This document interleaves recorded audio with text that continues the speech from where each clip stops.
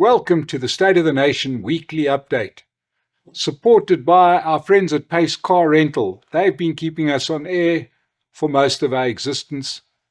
If you need to rent a car, go to the Pace Car Rental website, use our code SONA, get a discount of your next car rental. And if you haven't subscribed to this channel yet, go ahead. Most of our people watching this today still need to subscribe. So please check whether you've subscribed or not, and you'll get notifications of all of our content. So today I want to talk about something very important, and that is that we have got a desperate need to reimagine South Africa. Now, this may sound perilously close to the terrible idea of the national dialogue, because a reimagine doesn't mean going around sitting in smelly halls, listening to people who,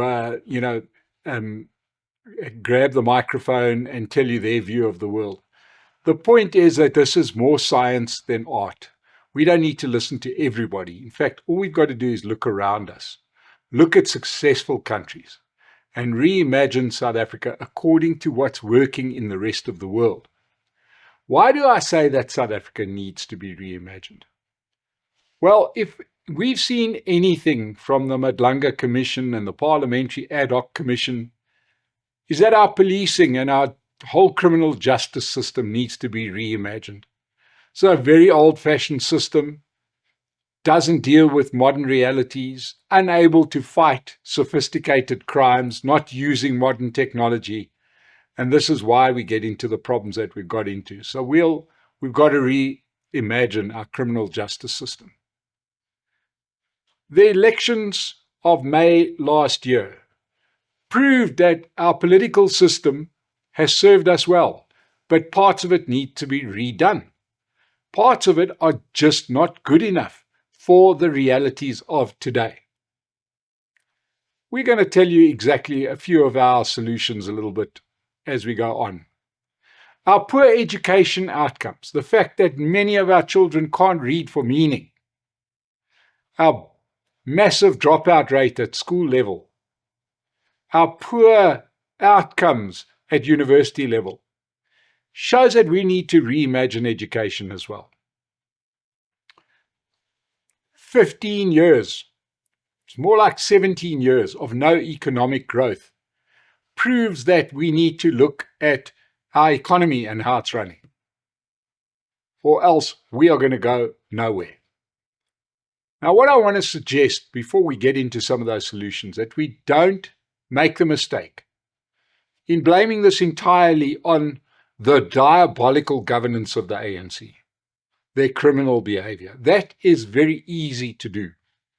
But in actual fact, it is that bad management by the ANC that makes us understand the need to foolproof our system, to say what happens if the next government is as bad as the ANC?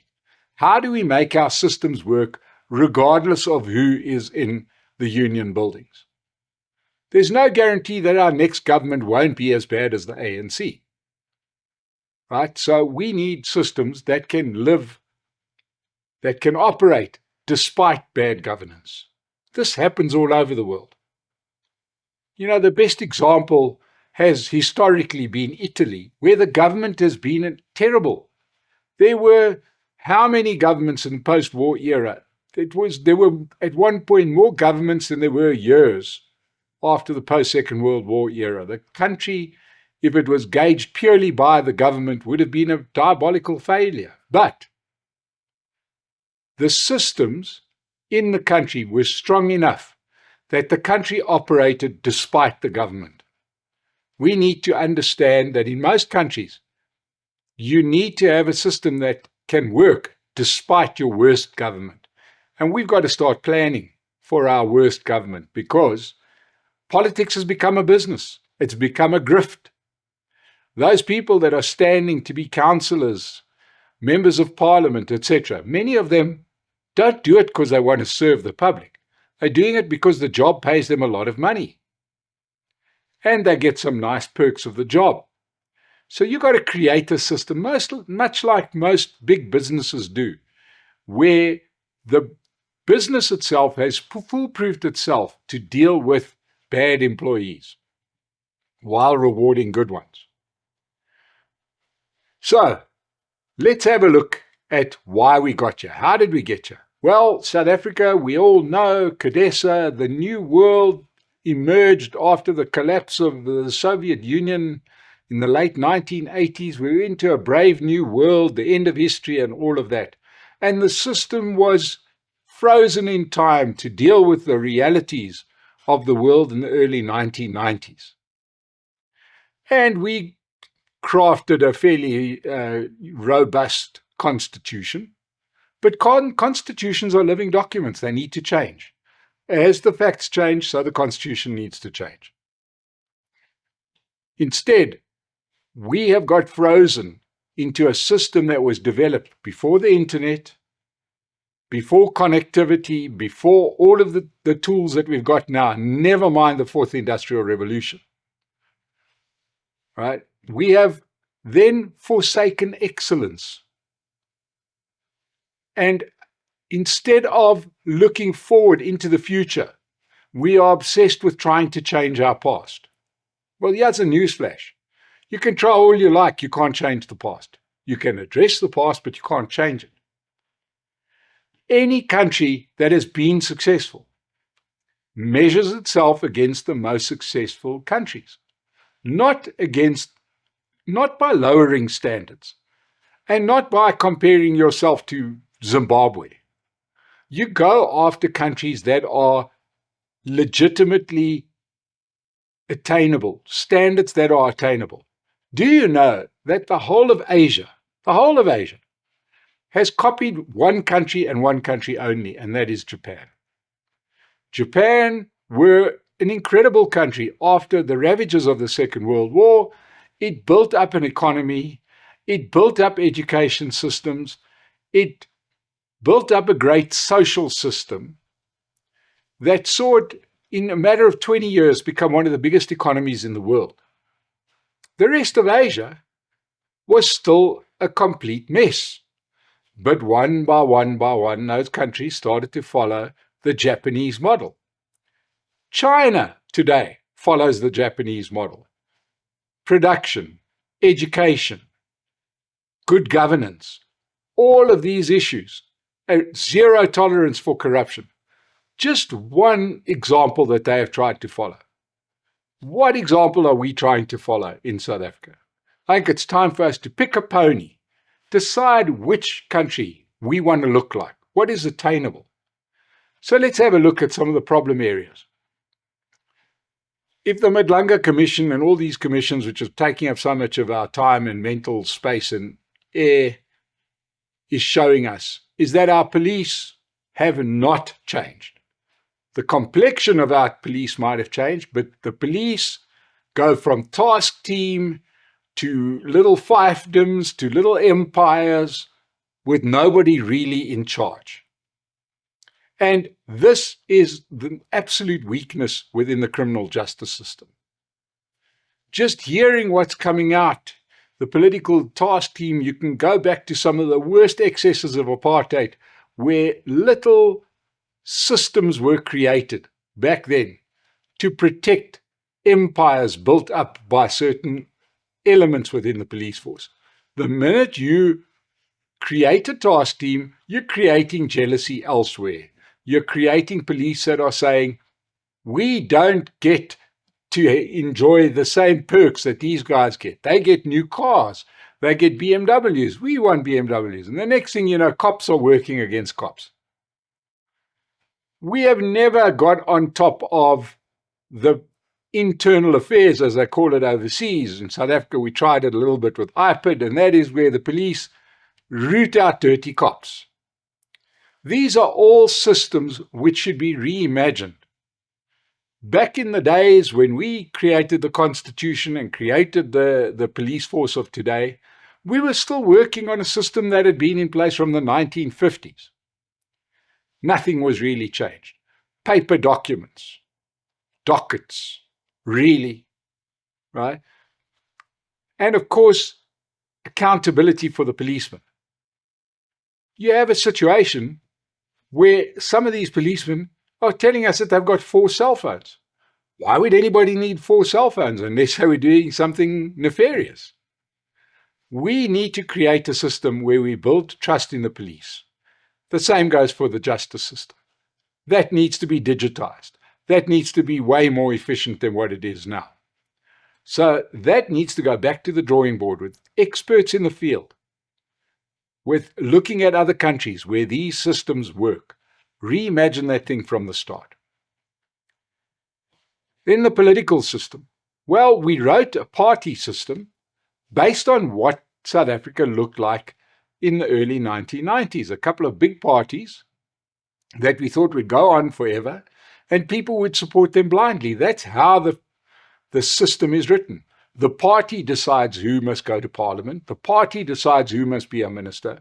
There is no say from the public. All we can do is vote once every 5 years and hope that the parties don't become dens of iniquity. But parties, as we know, have been captured for 25 years from the arms deal already. We saw people going to protect Jacob Zuma back then. Why? Because he had made money out of the arms deal, and so had they. And this just set off the pattern which we've seen, which went into state capture 1.0, which was all about the Guptas. Now we're into state capture 2.0, which is all about these crime syndicates. We need to understand that hegemony is over.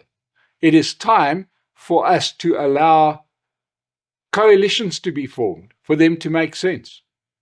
There was much work done after the election to go and look at countries that are used to running coalitions. Let's implement those systems here. Not have the influence of these little parties with 1 seat that are then available and for sale. Let's reimagine that political system. Education. Well, come on, guys. We cannot read for meaning. We're in the lowest reaches of education. This is a shocking, shocking idea. And more pressure is put on teachers who are just there being run by a very bad union in many cases, SATU, that don't want those teachers to be accountable. You've got education, and it's just like drop your kids off at school and hope for the best. We need more parent involvement. Instead, laws get passed like Bella, the Basic Education Amendment Law, which was just to try and stop parents from getting involved with the future of their own children. To me, we need the opposite of what that law was written for. We need parents to take more control of the education of their children. Parents must be involved. Parents must know how their children are doing at school. Parents must know if their children are being disruptive. We need the opposite of what was done in Bella, because education should become the responsibility, ultimate responsibility of parents.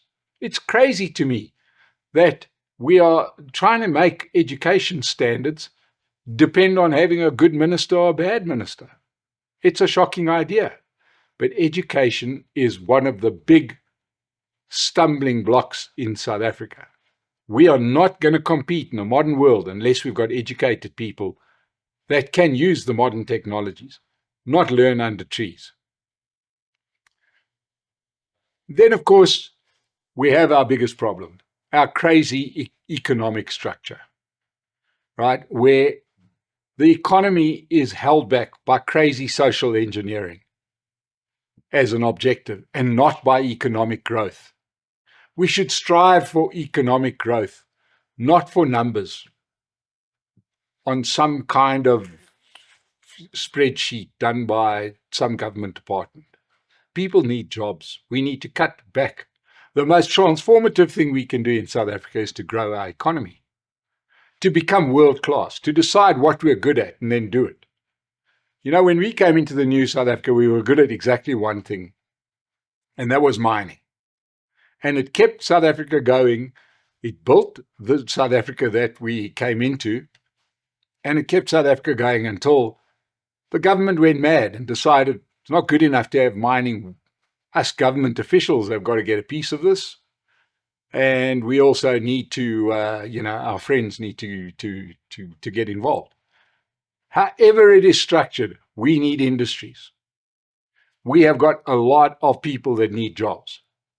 We need to sit down with entrepreneurs, not starting other transformation funds. That's not going to work. It's not about the owner that matters. It's about how many factories we've got churning out things, workers that we've got, creating products that we can sell into international markets. Here's a frightening statistic.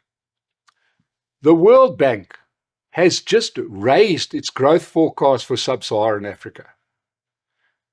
It's raised it from 3.5% per annum to 3.8% per annum.